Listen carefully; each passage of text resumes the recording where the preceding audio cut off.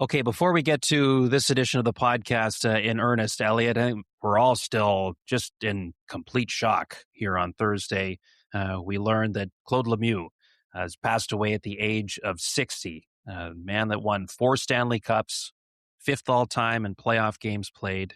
For those that would have grown up watching in that era, you saw how ferocious of a competitor he was. Also, a very smart man, got into the agency business after his playing days were done. This is someone who, just a few days ago, Elliotte, was carrying the torch inside the arena in Montreal before Game 3 between the Canadiens and the Hurricanes. We're all just completely, utterly shocked with the news here on Thursday. That was the most shocking thing about it, Kyle, was the fact that it came just a few days after he carried in the torch. And when he walked in, I actually took a picture. I'm looking at it right now of him holding the torch in one of the sections. And I sent it to him and I said, "Looking great, Claude." And he wrote back, "Thanks, Elliotte," with a thumbs up. And to hear the news just a few days later, it's terrible. And there are some things that are important to say, such as the best to his entire family, everybody who is suffering, his friends. There were a lot of people in hockey who he was very close to, and you wish them all the best and hope that they get the support they need. But as always, just if you need, there's no shame in ever asking for help. Nobody looks at you any differently. Nobody feels any less about you. Nobody will ever look at you and say that person is weak for asking for help. And I know that Glenn Healy and the NHL alumni, they're launching some new stuff for the group over the next few days and few weeks. I think it's going to be announced pretty soon. But Glenn's another person I thought of on Thursday because he has worked so hard to help as many players as he possibly can who have retired and just try to get them into a better place. So whether it's someone you trust or someone who has professional ability to help support you, or even someone like Glenn who will always take your call, please reach out and get the help you need. You know, one other story about Claude Lemieux I wanted to share, Kyle, was a few years ago, his old agent, Pierre Lacroix, passed away in June of 2021. And Claude was asked to give one of the testimonials, one of the eulogies at the funeral. And he called me and he said, "Look, I'm really not much of a public speaker. Can you help me with this?" And I just said, "Absolutely. Just tell me what you want to say." And we spent about an hour on the phone and he kind of walked through what he wanted to say. And I said, "Give me a couple stories." And he gave me a few stories and I helped him write the speech. I don't know. I didn't go to the funeral, so I don't know how much he read, but I wrote something for him and he really appreciated it. And I always considered that a real honor in the sense that those are important things to write. People want to make sure they say the right things and hit all the right notes. And I always appreciated that he asked me for help with that because I thought it was really meaningful. I just like everybody else, I'm in absolute shock. And Kyle, as you said, the fact that we saw him carrying the torch into Montreal for game number 3, it makes it even that much harder to believe. Well said, Elliotte. Claude Lemieux gone far too soon at the age of 60.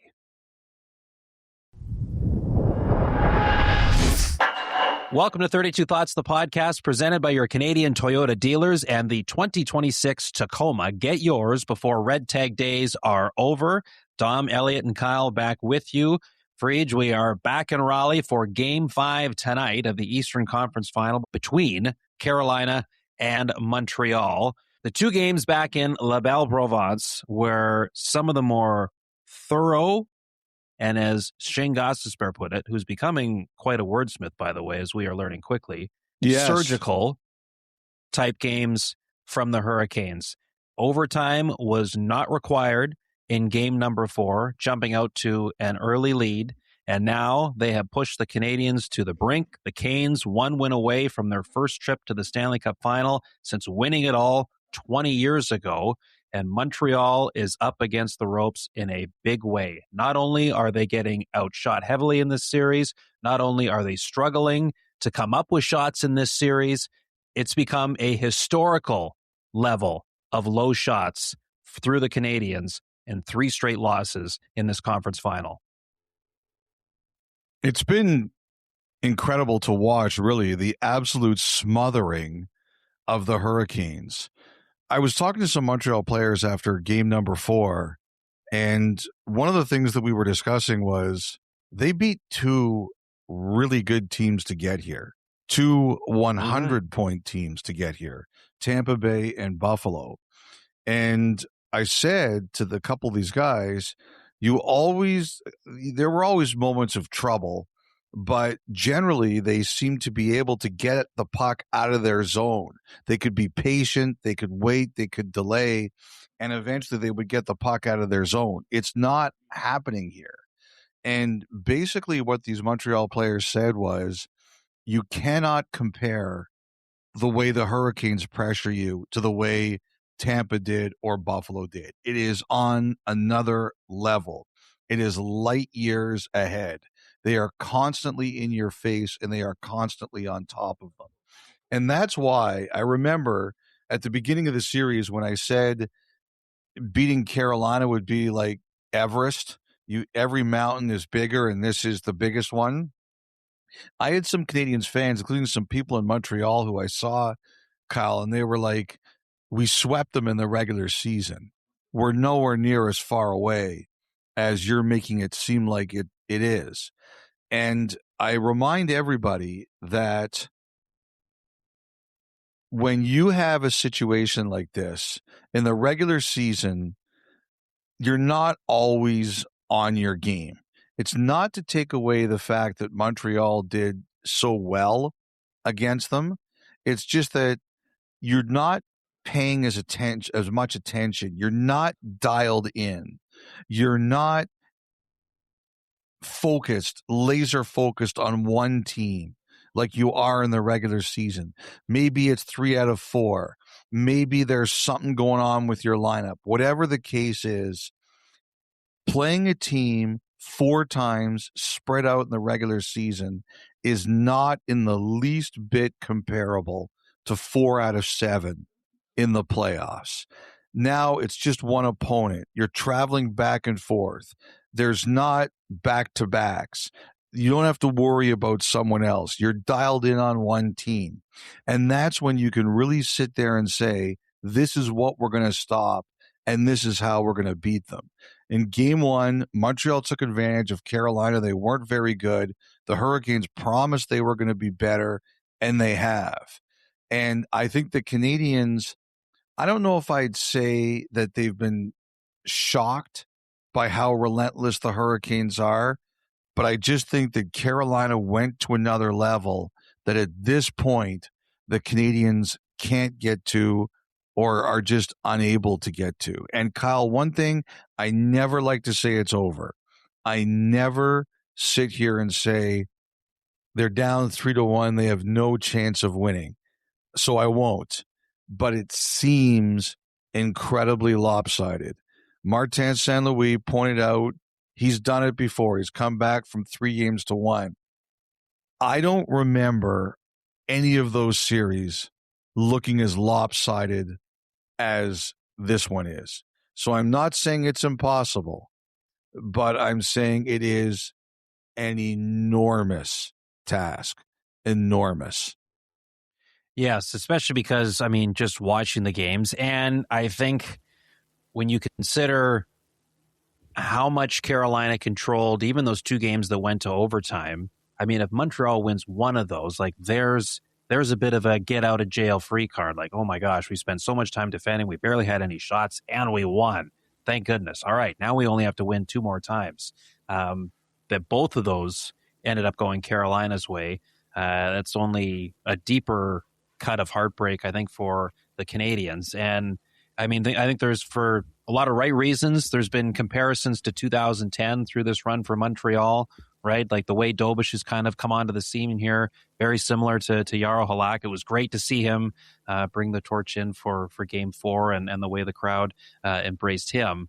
But as we remember what happened to Montreal 15 years ago, 2 Game 7 wins on the road, very emotional first 2 rounds for them, and they just looked out of gas by the time they got to the Flyers in the conference final. I'm with you. I don't like saying a series is over until it is over, but you can't look at this and suggest the fact that how little games Carolina's played in the playoffs compared to how much Montreal's had to play is not playing some kind of factor here. 100%. There was the rust the first period in Game 1. And now I think the rest that Carolina has benefited themselves for with the 2 sweeps early on, it's been a factor when they've been able to just completely. How many battles below the goal lines did Carolina win in Game 4? It felt like 95%. Like they have 8 guys on the ice.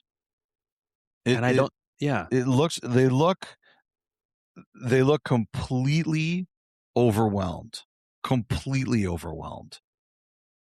And that's as disappointing as if you're a Montreal fan, you watch them through the first 2 rounds, you think, man, they could keep this going. And now suddenly it's really hanging in the balance. It can be disappointing, I understand. But, as we mentioned last pod, how quickly we forget this is the youngest team in the playoffs.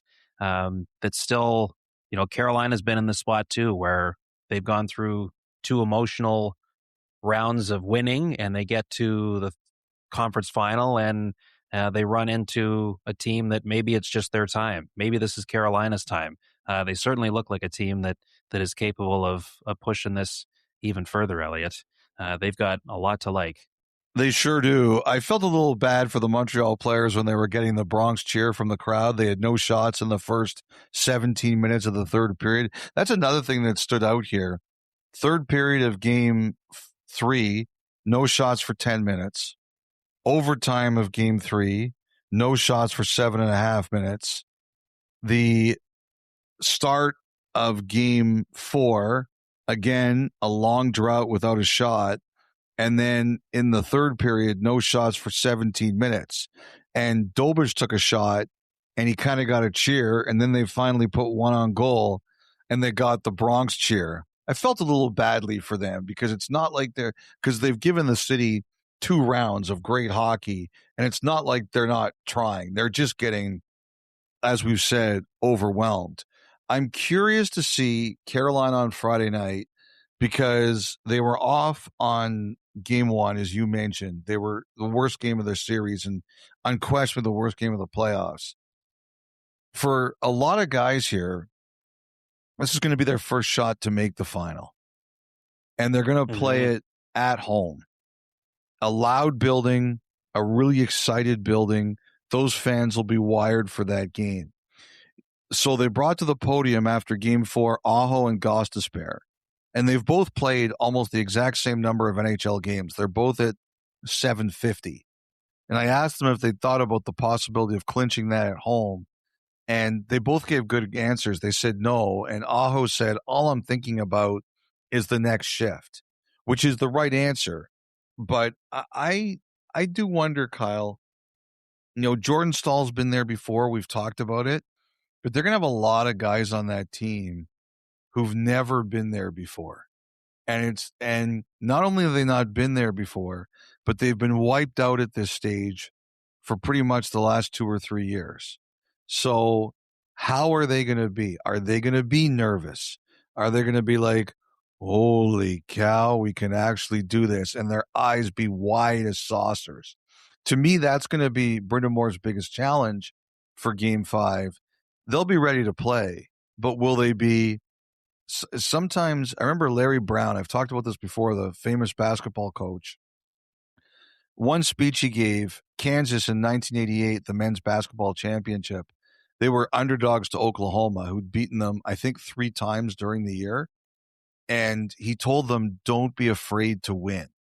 He thinks that happens. You're like, oh my God, I can actually do this, and you crumble. I'm curious to see if Brind'Amour feels that with his team going into Game 5. You finally have your chance, your first one. Don't be afraid to win. Craig Simpson talks about that. Like, it's one thing to win a game in the playoffs, and then it's another one where you go, oh, if we win tonight, like now we're going to the Stanley Cup final. Yeah. It's a different feeling. I mean, the only one that would usurp it is, oh, if we win tonight, we win the actual cup. Yep.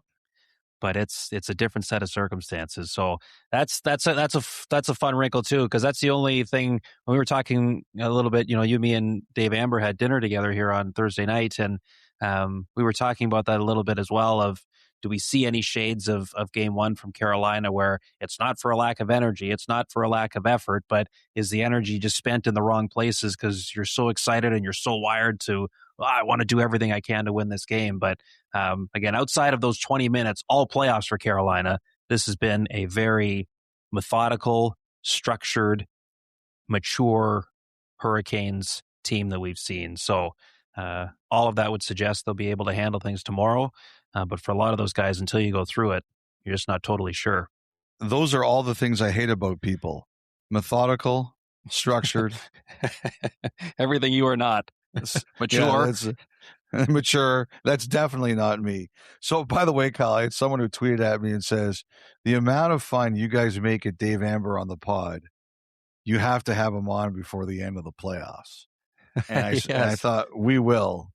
But when we go out for dinner, the three of us, I just say I'm happy the microphones aren't on that. There's always a standing invitation for him.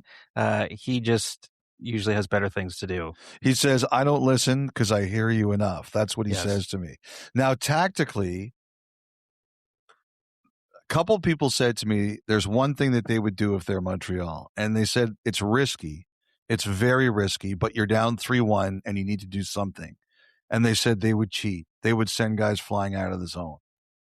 And the reason they would do it is you have to find a way to break the pressure.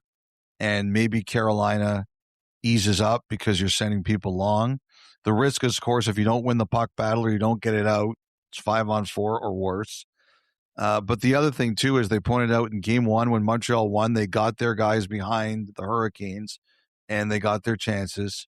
That's something that a couple people said to me, that they're not sure how St. Louis would feel about that, but desperate times call for desperate measures. And that's what they would do.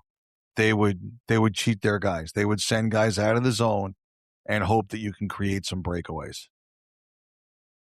It's I'm with you, because that's the one way to break pressure, right? If they're going to bring that, then there's other areas of the ice that are going to open up because of it. And how do you get bodies and the puck there? It's just easier said than done. I like St. Louis talked about it. You kind of have to almost think in the future a little bit with how quick Carolina plays, and they haven't gotten there yet. They haven't been able to anticipate enough to counter what Carolina's doing. It's been a masterclass from the Hurricanes the last 3 games and putting them in the spot that they are. Any other thoughts on this one before tonight? So you mentioned at the beginning about Gostisbehere and what the master wordsmith he is. Mm-hmm. My new nickname for Gostisbehere is James Joyce.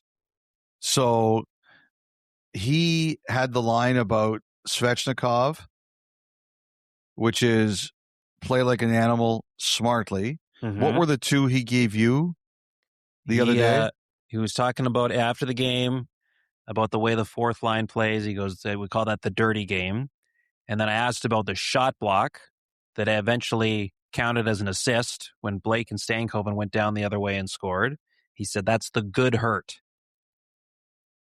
We call that the good hurt. Lindy Ruff was Don Draper the last round. Shane Gostisbehere is the new Don Draper. He's got all the slogans. And it all just comes out of him so naturally. I'm very impressed. It does. It doesn't even look like he's thinking of them. So I wanted to thank some people who wrote in about, because the other one that he did that I really liked was drag them into the deep water. And I said, and he says, it's hard to tread for so long. And, there were a couple people who wrote in or tweeted in and said that a lot of UFC fighters use that phrase.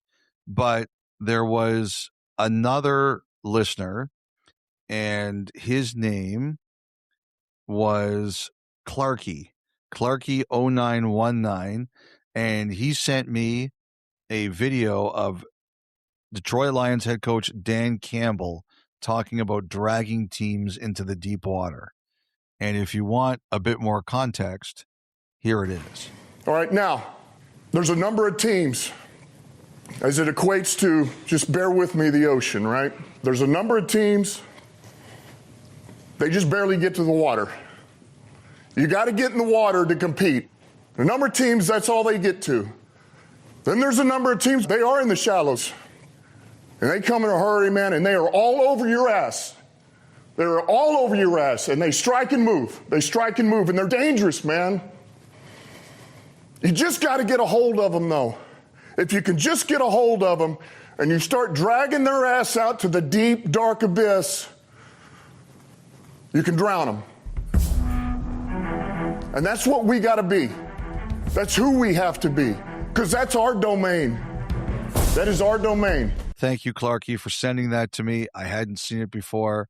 I really liked it, and I love the saying, drag them into the deep water. Yes. Before we move on, I have to shout out Jordan Martinook for something here, okay? Yep. So, as you know, the two buildings here in this series are unique in that the visitors' dressing room is on the opposite side of the ice from the benches. Okay? Which is changing, I heard. Yes. I think in all the buildings that have that yes, setup, right? So somebody mentioned to me that there's 4 buildings left that have that. Carolina and Montreal, San Jose, and I think Winnipeg. Yes. And apparently the NHL has mandated that that has to change. I don't know what the timeline is, but it has to change so that there is access to the dressing room from the bench. Okay.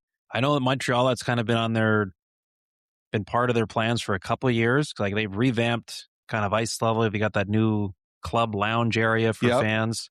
And I think now the next stage is to move that dressing room over the other side. So anyway, because of that, if I or whoever that's working rinkside is doing a interview during warmups from the visitor bench, I obviously make my way there well before warmups start. And because there isn't a tunnel right from the bench, I've got to just hang out there for all of warmups because the league is not going to let me, understandably, walk on the ice during warmups to get to my next position. I've just got to hang out. I think that's lame. I think you should be able to go wherever you want. Yeah, you're a fully independent adult male. Yeah. You can go wherever you want. Yeah, exactly. Try to stop me. So, but I'm okay with it, Elliot, because you sitting on that bench watching warm up, that's a pretty damn cool thing. Let me just say, I was in as much as I'm going, I don't want to be in the way of anything here. It's neat just taking note of it. So anyway, last game 4, we're on the visitors bench. We're doing an interview with Taylor Hall at the start of warmups. So players come out, and he was pretty quick, did a couple laps, came right over to us. We got the interview done, and now I'm just sitting there on the bench because I've got no choice to until the clock hits 0. Couple minutes go by, and Jordan Martinook comes skating by, and he goes, "Do you need me to grab Halsey for you, or are you doing it later?" Like, this guy knew that he was to do an interview with Sportsnet, and obviously he just didn't, because we had done it pretty quick early on in warm-up, he didn't see it, so he came over to say, like, "Hey, did he forget? Like, do you need me to go grab him for you, or is it happening later?" So I had to say, I was like, no, we got it already. Like, don't bother or anything. Like, we're good here. But I just thought, wow, I'd never had a player do that before. Talk about a guy who's aware of his surroundings at all times. I wish the rest of us on the show were as aware as he is. Future broadcaster, Jordan Martinook. Good guy. Yeah. Yes. Yeah. So I was the king I wanted to shout that out. Of the Carolina Hurricanes. Yes, I heard. Yes. That he is Carolina's King Foodie. And good on you, Kyle, for shouting that out. Makes your job a little bit easier. Yes. Yeah. Really nice. Okay. So that's the scene from here in Raleigh as we get set for game number 5 later tonight. Let's get through just some other news items here on this Friday, Elliotte. And why don't we begin with a memo that went out from the league office regarding trades between now and the lead up to free agency, not just of anybody, but of pending UFAs. What's the deal here? So a couple of weeks ago, a few pods ago, we mentioned how Chicago had made Ilya Mikheyev available. And he's a UFA. They obviously hadn't reached any kind of agreement on an extension, although the Blackhawks were interested in bringing him back. They hadn't found a landing spot, and they made him available for trade. And one of the things that was part of that conversation was Chicago was kind of looking at it like, okay, well, if he goes out there and he doesn't find a match or he doesn't find what he likes, maybe he'll circle back and we'll be able to find our own common ground, check your market value, and return if you don't like what you hear out there. And so the league sent a memo out basically saying that is not allowed. And the reason they're saying that is not allowed is, Kyle, a few years ago, there used to be an interview period before July 1st. It was basically July 25th to the 1st. And you could talk to any UFA. However, you could not sign them until the free agency period started. But you were allowed to talk to them. And you were allowed to gauge their interest in you and your interest in them. And eventually that went away. And the league's point is that's gone. You can't do that. Now, I know what you're going to ask me. You're going to ask me, what about the Mitch Marner trade? Because they traded him last year. Basically, the way it works, Kyle, is you're allowed to make a trade. If you want to make the deal and give someone else a player's negotiating rights, you can go out and you can do that. But you can't allow a player to talk to other teams. Permission for a UFA to talk to other teams is a no-no. And what they did as part of this is remind everybody about tampering fines. And the fine for tampering can be up to $5 million. And people can be suspended. And you could use draft picks. That's what they did here. So they've said, if you want to trade someone to some other team and get something for them, no problem. But you can't just allow people the right to talk to someone under penalty of ludicrous punishment. Okay. So in the case of Mikheyev, like, was Chicago basically just opening the door and saying, if anyone wants to talk to this guy to kind of get a sense of where he thinks he wants that number to be, have at her? Is that what or the league is wary of potentially happening? The league doesn't want that. The league doesn't want that. I get that. The Blackhawks sent out a note saying his rights are available for trade.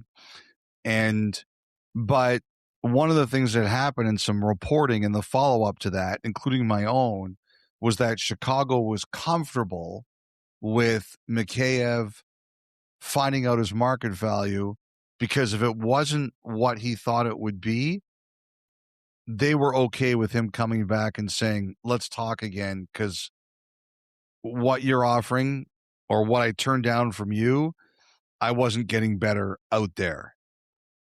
The league's like, no, that's not allowed. If you want to straight up trade his rights to another team for a pick, you do that.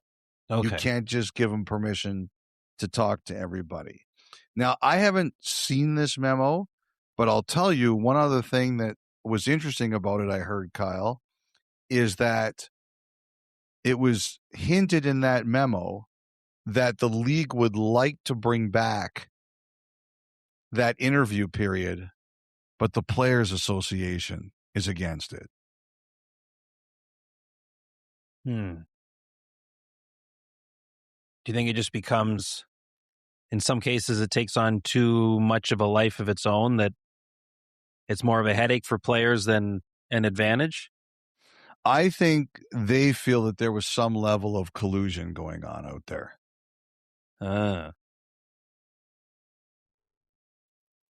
I think we all feel that there's tampering here anyway. Right. Interview period or no interview period. There always seems to be a whole wave of signings at 12:01. Well, remember last year they didn't do it because they knew the NHL was. They made us wait. Yes. The first one that happened last year, I think, was Christian Dvorak. It was, I think, 1 year, $5 million. It was 45 minutes after the period opened up, and we're all sitting there going, we're tapping our fingers, and we know they're out there, but nobody wanted to go first. Just grinding to get that deal done. Nobody wanted to go first because they didn't want the NHL going through their luggage like a baggage handler and security. So they were wary last year. They were definitely wary. But it was interesting. When I heard that the league kind of seems to want to bring it back, I thought that was pretty fascinating.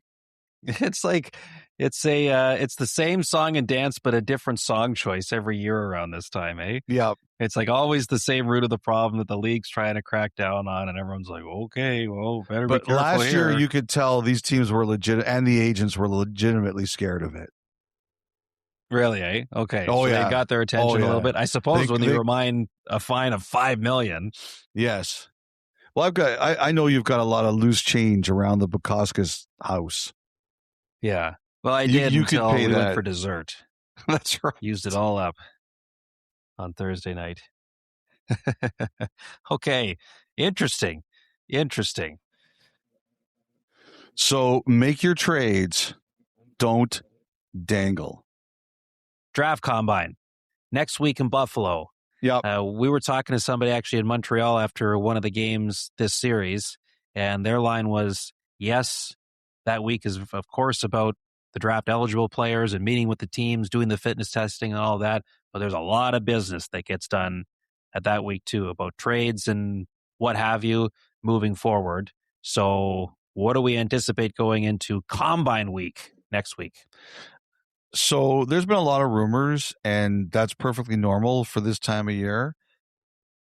I just think we're going to know over the Combine, start to get a better idea of what's real and what isn't.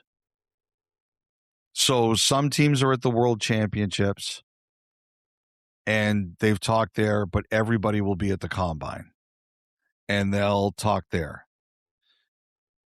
This will separate the real stuff from the BS. I think we're going to start to find out what names are real and what has nothing to it. That'll be over the next week. Let me do a lap, see what's real. I like it. I'm really like some of those, well, Florida in particular. What do they do with that 9th overall pick? That's got my attention. That's one, but I'm talking more players. Like you're hearing a lot of names out there. The trade boards are start to coming out. Mm-hmm. Nick did one. I think we start to determine what moves actually have something to them. Okay. Manny Malhotra and the Vancouver Canucks says we record this here late Thursday night. Nothing has been announced or official yet, but all week it felt the momentum was heading in that direction. So why no announcement yet? What's your read on things there? I'm not as concerned about that situation as others are. Nature abhors a vacuum, particularly in Vancouver.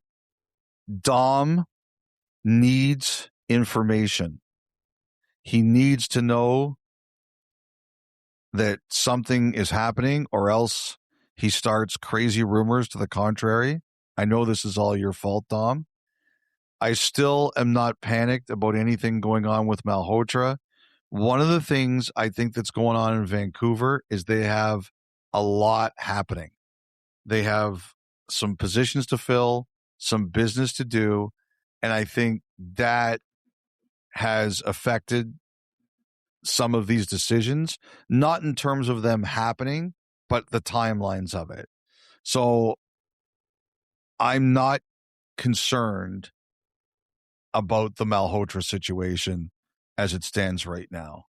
I still think as we sit here on Thursday night recording this pod, I still think that things are moving in the proper direction. Okay. Well, how about Jay Woodcroft and the Toronto Maple Leafs? So I don't know. Like I'm really careful at this time of year. We're working on a series. I don't see everything that gets reported. And I really don't like kicking at other people's reporting because I don't see everything. There's a lot flying around and I'm not infallible. I get things wrong too. I understand there were some reports this week that he's going to interview in Toronto. I don't believe that's the case. I do not believe Toronto was asked permission to talk to him. And I think it's quite possible Toronto doesn't ask to talk to him. He's interviewed in LA, and I think he's got to be a legit contender there. I think DJ Smith, the incumbent, is too. But I've heard, for whatever reason, he will not be interviewing in Toronto. David Carl, one thing I'm trying to figure out is he going on any visits? I think it's hard to see him taking any of these jobs without going on any visits. From what I can tell right now, he has no visits to any of these teams scheduled. So that's the second thing. Edmonton, we'll talk about Cassidy in a minute. I think they're simply waiting. Colorado is going through their exit interviews, I think, Friday. So they'll do those, and eventually Sakic and Chris McFarland will meet with the media, and we'll get a better handle on what's going on there. A couple of other situations, I think some AHL jobs are getting close to being filled. A number of people thought that Jay McKee would end up in Belleville since he's got the long history with Steve Stais, and they have an interim person there. I now understand Jay McKee is going to Hamilton with the Islanders American Hockey League team. And I also heard Hartford has an opening, and Jay Leach, the assistant in Boston, I'm told, has an excellent shot at that job. And the other one I heard, one of the players when he played, who I really liked talking to, and I like talking to him as a coach when I see him, because I think he's really good at explaining the game, is Vinny Prospal, really good NHL player. He was an American Hockey League assistant this year in Rochester with the Buffalo Sabres. There's talk out there he could be joining Jim Montgomery on the bench in St. Louis. They have some openings, and I think he's a contender for one of those jobs. I've always liked talking hockey with him. He's a really sharp guy. And you know what? We should talk about McFarland a bit. I'm sure whenever he meets with the media, he'll get asked about his future. I've been told now he has one more year under contract in Colorado. I can't even see Colorado considering this unless it's like a real serious promotion / raise. And even then, I'm not sure that they will, but I don't even think they'll look at it unless it's that. We'll see how that plays out. All right. That'll take us to the final thought presented by your Canadian Toyota dealers. So the Bruce Cassidy situation, Elliotte. So Bruce went on with the fellows over at Spit and Chicklets, gave a great interview. And, I think back to when Kelly McCrimmon spoke at the start of the Western Conference Final, and he addressed it off the top and said how, they remain focused on the Stanley Cup playoffs in pursuit of the Cup, and that, Bruce understands the situation. So, Bruce may very well understand the situation. Doesn't mean he has to be happy about it or agree with it. And you can certainly get the sense like this is just a guy in the interview who wants to coach. He wants to get back to work and feels he's being kept from doing so. Yeah, I thought, I said good on him for getting out there and defending himself. A lot of people wouldn't do that. They would stay pretty quiet. But he advocated for himself, which I'm impressed with. One of my friends compared it to George Costanza trying to get fired from the Yankees, where he's driving the World Series trophy in the car behind him. He said that that's the next thing he would try if he was Bruce Cassidy. He would tie the Stanley Cup to the back of his car and drive it around the Vegas parking lot. I was kind of laughing at that when I thought it was good. No, I'm impressed that he advocated for himself. I think a lot of people in the media understand how he feels. Again, contract law is Vegas is right. But it's interesting. I had a conversation with someone who's at this series, and he said to me, I think you're wrong. I think it's within Vegas's right. And I just said, I don't think there are a lot of people in the NHL, including people who've turned down requests in the past, that would be okay if somebody blocked them from getting the kind of deal that Cassidy could get here. I don't blame him for being mad.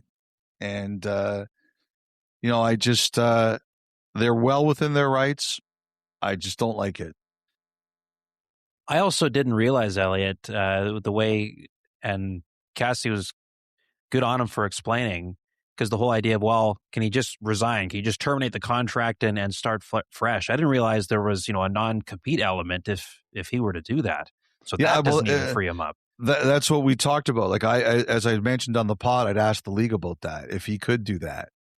And and the league felt no. The answer was no, and that Vegas was well within their rights. I don't need to do this all the time. I've talked about my hatred for non-competes because, while I don't think this would happen to Bruce Cassidy because I think he's too good at what he does, I've seen several careers in our business ruined by people who were let go, paid off, but not allowed to go somewhere else. And they never got their career started again because it was out of sight, out of mind. I don't like that.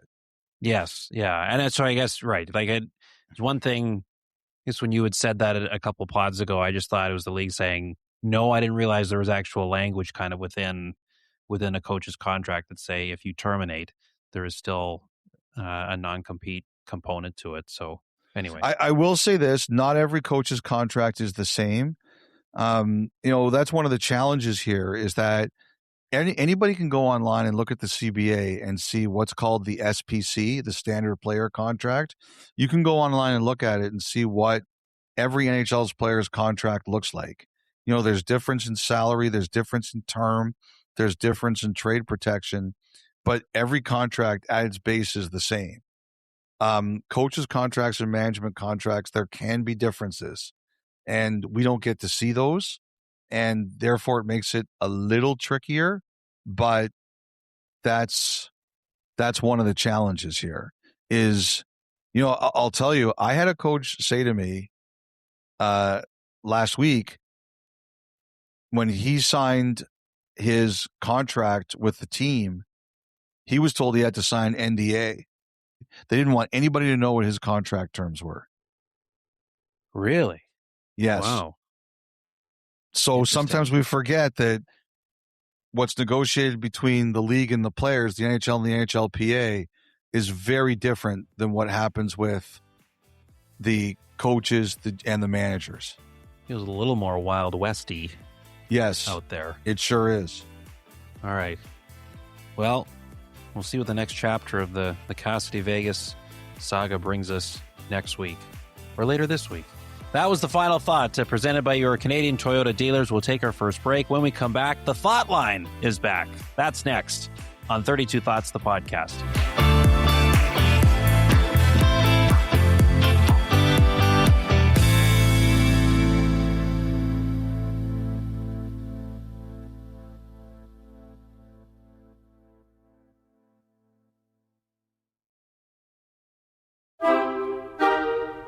All right, brand spanking new edition of the Thought Line coming your way in just a moment. But first, Elliotte, time for you to shout out your shout outs. What do you got? First of all, Kyle, I wanted to shout out the ushers and security people around David Mine's location, section 117, for the Canadiens' last two home games. We don't really need a security team. Nobody wants to talk to us, but it was a very tight space, and they had to maneuver us around. Sabrina, Alexandra, and Adele. Adele was very concerned about my hair in game 3. She's like, you can't go on air like that. And I said, you clearly don't watch me, do you? And so, but I figured game 4, I worked a little harder to try to get rid of that cowlick near my part. And the funniest thing was I show up and I see her. I said, look, I worked on it to make it better. And she looks at me and she goes, it looks the exact same. So evidently, yes. Oh my gosh. Evidently, I did not improve things. Okay. A gentleman named Doug from Rocky Mountain Horse, the home of Brad Stewart, saw his first Habs playoff game on Thursday night. Unfortunately, it didn't go better for him, but Rocky Mountain Horse is in Alberta. That's a hike. There was a couple, Frankie and Jane. And Jane, I'm shouting her out. She goes, I have to listen to the pod because my fiance makes me do it. And I was like, that is the exact kind of listener I love. One that cannot change the channel even if they wanted to. And Frankie, her fiance, he looked at David and said, hi to the anonymous caller. I always love it when people do that. Oh, I hope that never dies. It's fantastic. I also wanted to shout out Taman Sadiq. He's an employee for the Canadiens, gave me a little bit of help during the game that I needed. I appreciate it, Taman. Then after the game on Wednesday, met some young men who played the St. Andrews College in just north of Toronto. They do a tournament every year that's a pretty big event. And last year, David Amber gave the opening speech. This year, I did the opening speech. Like, honestly, they told me there was no comparison. Mine was so much better than Dave's. They said it was ridiculous. But there were 3 young men who played in that tournament this year who came up and said hello. Ben Lombardi, who will be playing next year for the Barrie Colts. Mason St. Louis, who will be going to the training camp for Sherbrooke in the Quebec Major Junior League. And Owen Gibbons, who's actually going to Lafayette to play lacrosse. Lafayette, a great academic school, and he's furthering his athletic career in lacrosse. Good luck to all 3 gentlemen in the next phase of their lives. And Kyle, when we arrived in Raleigh on Thursday, I met a nice young family, a father and his 2 boys. The father, his name is Jonathan. The elder boy, his name is Nolan. There was a second son, a bit younger. Their last name is Harbor. Guess what the boy's first name was? Hold on. Last name was Harbor? Yes. Don't tell me it's Cole. You nailed it. Wow. They named their son Cole Harbor. And they're actually from awesome. Jonathan was born in Toronto, and the 2 boys were born in London, Ontario. But the second boy's name was Cole Harbor. Really nice kid, great name, nice family. They were down in Raleigh. So those are my shout outs. You? So not so much a shout out, more so a call out. Dom, I need your opinion on something here. Okay. So we land in Raleigh this afternoon, Thursday afternoon. I grab the rental car. Dave and Elliotte hop in. We go to the hotel. We get checked in. Dave and Elliotte have to do a hit for our news show. I wanted to make a run to grab a couple things for the hotel room. There's a Whole Foods a short drive away. Okay. So I text them. Whole Foods run. Any requests? Dave replies, chocolate milk, please. Thanks. Elliotte replies, something snacky, please, which really narrows it down because it's one thing that I'm offering to get something for these guys, which I'm happy to do, but now he's making me make decisions. So I could have pushed back. I swallowed my pride and I respond, salty or sweet? Elliotte, with a real knee slapper, comes back with, that's a personal question. Then he says, sweet, please. Maybe some chips. Let me read that again. Sweet, please. Maybe some chips. What? Yeah, that was... You imagine my reaction, Tom.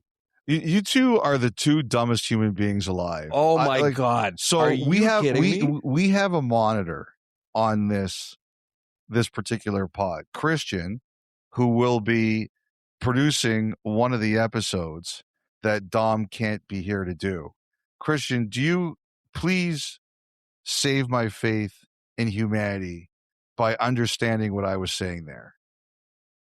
Elliotte, I'm sorry. I got to side with Kyle and Dom here. Sweets and chips, not exactly a match. So thank you, Christian. I write back, that sentence totally contradicts itself.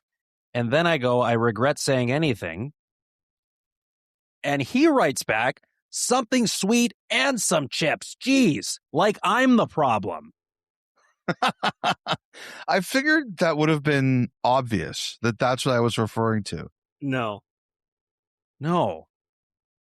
Because I took None it of you as... are any good at logical reasoning. None of you. None of you could be lawyers, which is probably a good thing. None of you can do... How do you guys get out of bed every day and function? It's obvious what I'm talking about here. All I was trying to do is try and do something nice for my colleagues. Been on the road a long time. And Elliotte manages to turn something as simple as that into what I just laid out. I love that you tried to make Kyle decide. He's like, I don't know, some snack. I don't know. Yeah. I just have to say that if I was on the receiving end of this, if somebody said something sweet, I would get them something sweet.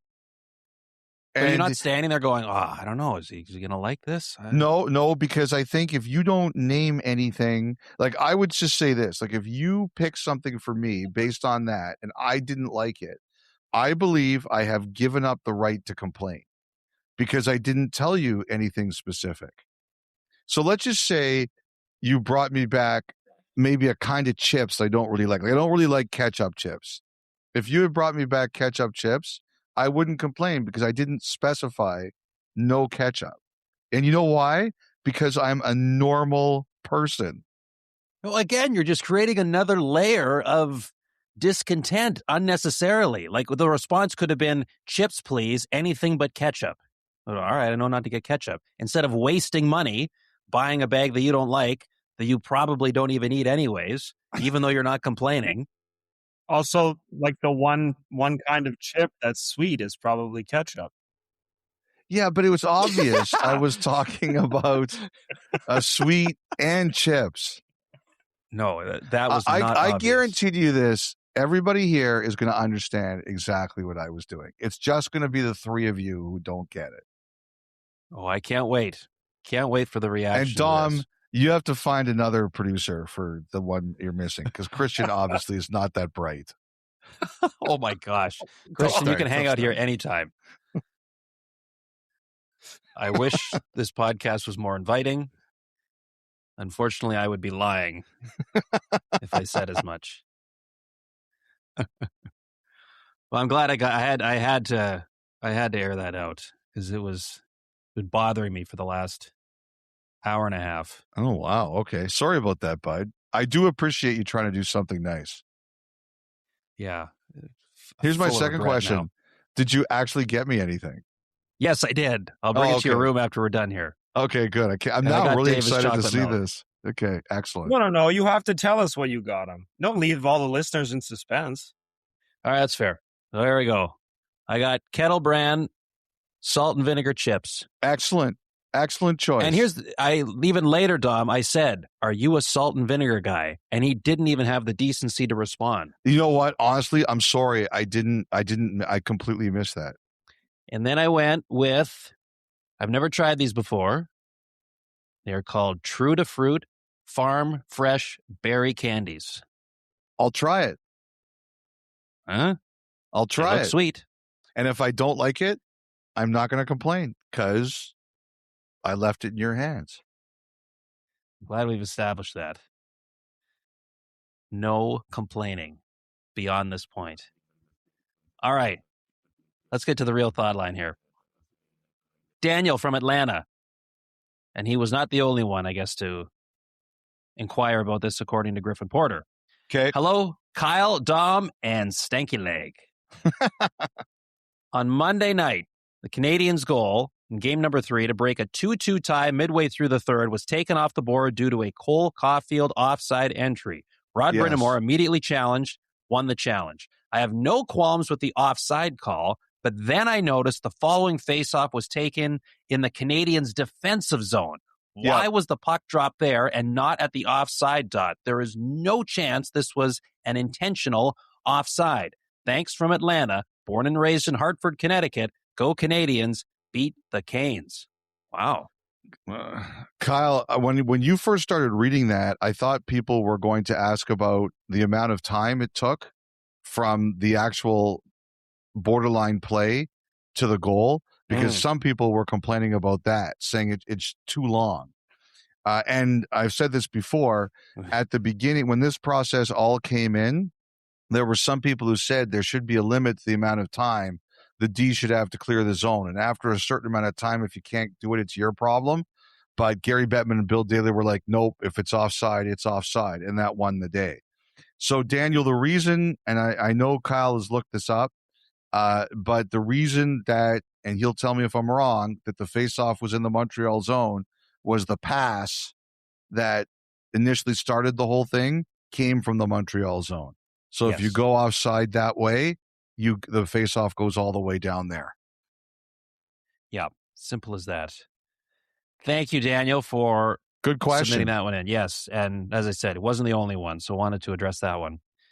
Who asked about it? Okay, Ryan, the lone penguin in Victoria. Dear esteemed West Coast brethren and fellow raccoon incident survivor, Elliotte. As a Penguins fan of 35 years, it's been hard to even know what to root for in terms of this aging core. With Evgeny Malkin signing a one-year deal with performance bonuses for games played and team playoff results, I have a question about how those work if he's traded.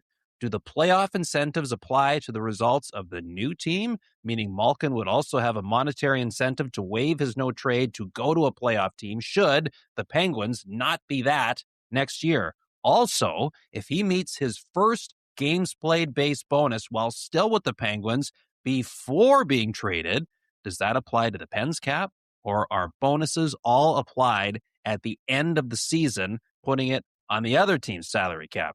Appreciate the thoughtful insight you three provide, especially as someone who's been surrounded by beady-eyed, ring-tailed raccoons while fumbling for their keys in the pitch black. Keep up the good work and stay vigilant. Thank you, Ryan. As a matter of fact, there was a DM I got this week from someone, I can't remember who it was, but they said they were making fun of me for all my raccoon suffering, and this week, their abode got waylaid by raccoons. Ooh. So he said he will no longer poke at me through a glass house. I could mock you, but I understand your pain. Ryan, it's simple. The bonus is paid, and it's on the cap of the team where it occurs. So if in the off chance that Malkin was to accept a trade, let's just say he he reaches his games played bonuses with Pittsburgh. Pittsburgh would pay those, but making the playoffs and any wins in the playoffs would go on the cap of the team that acquired him. Where you earn them is where they count. Excellent. All right, one more here. For each comes courtesy of Chris in Sudbury. Dear 32 crew, never thought about it before, but after Freddie Anderson shut out the Canadiens in Game 4, it dawned on me that he has shutouts for 3 different teams in the Stanley Cup playoffs. Ooh. Are there any goaltenders who have 4 or possibly even more? That's a great question. So now, can I give you some guidance are we talking ancient history? So all I will say is that there is only one goalie in history that has more than Anderson's 3. Anderson is one of 9 goalies to have shutouts with 3 different teams in the playoffs. Only one goalie in history has more. And I will say this goalie, do you want a little guidance on era? Not yet, because I'll tell you which names are coming to mind, okay? Yeah. Jacques Plante. Okay. Terry Sawchuk. Okay. The only other guy I can think of off the top of my head who's more recent is Curtis Joseph. Wow. That's the one. It's Curtis Joseph? It's Cujo. I thought for sure it was Sawchuk or Plante. No. I don't even think they have 3 under their name. Well, I would have figured that, I mean, Sawchuk definitely for Detroit and Plante for Montreal. And I would have thought, Plante was in St. Louis when they were good in the late 60s. So Joseph is the answer? Yes. 4 teams. So that would be St. Louis, Edmonton, Toronto, and Calgary? Nope. Detroit. He did have one in Detroit? Yeah. Wow. Would have been 04, I believe. No, because remember, 03, they got swept by Anaheim. Yes, right. You're right. Excuse me. That's right. That's why I didn't initially pick Detroit. I forgot about the next year. That's right. Yeah. Then lost to Calgary in the second round in 04. So, yeah, Anderson, as mentioned, has done it with 3 teams, joining the likes of Ed Belfour. Yeah. Lorne Chabot. Okay. Grant Fuhr. Yeah. John Ross Roach. Okay. Long time ago. Yeah. Mike Smith. Did Cam Talbot do it too? Did he ever do it? Yes, he did. He did, eh? Because I was thinking about, I know he played for a ton of teams, and that's interesting. Cam Talbot did it. That's interesting. Yep. Mike Vernon. Oh, yeah. I should have guessed him. And John Van Beesbrook. So that's the list. Cujo, nicely done. Because initially I'm like, good guesses, but wrong era. And then you nailed it. Fun stuff. All right, we'll wrap it up there. Another edition of the Thought Line in the books. You can submit your questions, concerns, ideas, thoughts to the Thought Line at 32thoughts@sportsnet.ca. If you want to email us, or you can leave a voicemail at 1-833-311-3232. We'll take one final break. Music to tee up this edition of 32 Thoughts. That's on the other side.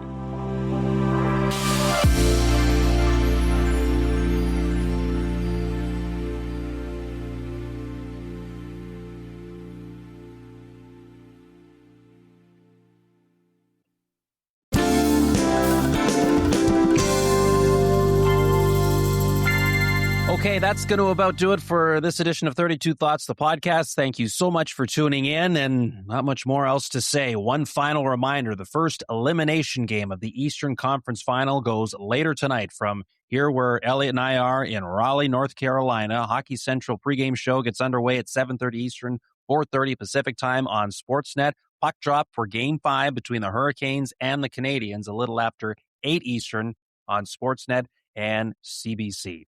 Taking us out today, a track from Mina, who is a Canadian singer-songwriter with a sunlit, soulful sound that explores love, connection, and our ties to the natural world. Her 2023 debut EP, Slow Motion, produced by Gus Van Gogh, earned national radio play with standout tracks like Hiccup and Pressure. Described by Rifflandia magazine as the sound of sunlight cutting through the foliage, Mina blends warmth, intimacy, and emotional depth. Her debut full-length album, Where the Light Goes, dropped in March of this year and was produced by Howard Redekop, Eric Nielsen, and Van Gogh. Archetypal Life is an unapologetic wake-up, a song for the consequences we've ignored.